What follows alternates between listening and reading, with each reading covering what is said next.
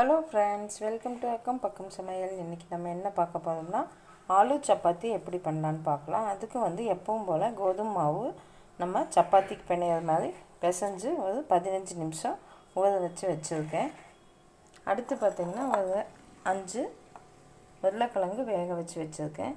அதில் நம்ம பீட்ரூட் இல்லைன்னா கேரட் சேர்த்திக்கலாம். நான் பீட்ரூட் சேர்க்க போகிறேன்.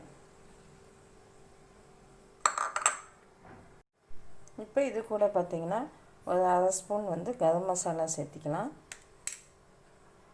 ஒரு அரை ஸ்பூன் மட்டன் மசாலா, அரை ஸ்பூன் சீரகத்தூள், ஒரு அரை ஸ்பூன் மிளகுத்தூள், இதுக்கு தேவையான உப்பு சேர்த்து இதை நல்லா உருளைக்கிழங்கு நல்லா மேஷ் பண்ணிக்கலாம். இப்போ பாருங்கள், இது உருளைக்கிழங்கு நல்லா மேஷ் பண்ணிட்டேன். நம்ம எப்பவும் போல் சப்பாத்தி தேய்க்கிற மாதிரி ரவுண்டாக தேய்ச்சி ஸ்டஃபிங்கை நடுவில் வைக்கலாம்.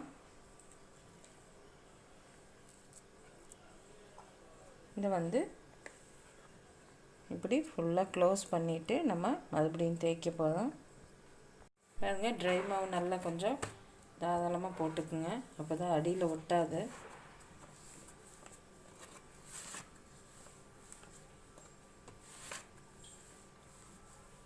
பாருங்கள், தேய்ச்சிட்டு நம்ம இப்படியே கூட நம்ம தவாவில் போட்டு எடுத்துடலாம்.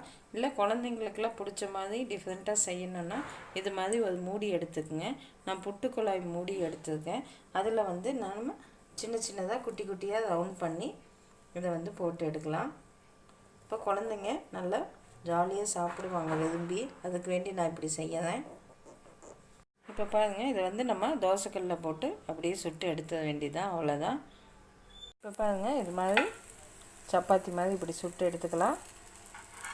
ஒரு பக்கம் வெந்தோடனே சைடாக ஸ்பூனில் திருப்பிடுங்க.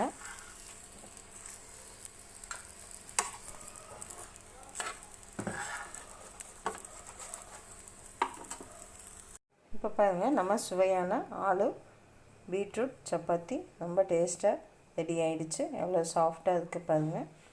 குழந்தைங்களுக்கெல்லாம் பிடிச்ச மாதிரி குட்டி குட்டியாகவும் நம்ம செஞ்சு எடுத்துக்கிட்டோம். இப்போ இதுக்கு ஒரு சுவையான சட்னி செய்யலாம். நம்ம 2 தக்காளி எடுத்துருக்கேன், 2 பச்சை மிளகாய், ஒரு 5 பல் பூண்டு எடுத்துக்கோங்க.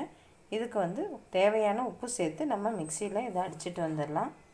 இப்போ பாருங்கள், சட்னியும் ரெடி ஆகிடுச்சு. இந்த சப்பாத்திக்கு இந்த சட்னி ரொம்ப டேஸ்ட்டாக இருக்கும். இல்லைன்னா தயிர் வெங்காயம் பச்சடி கூட நம்ம இதுக்கு சேர்த்திக்கலாம். ரொம்ப நல்லா வந்திருக்குது. கண்டிப்பாக செஞ்சு பார்த்துட்டு கமெண்ட் பண்ணுங்கள். தேங்க்யூ.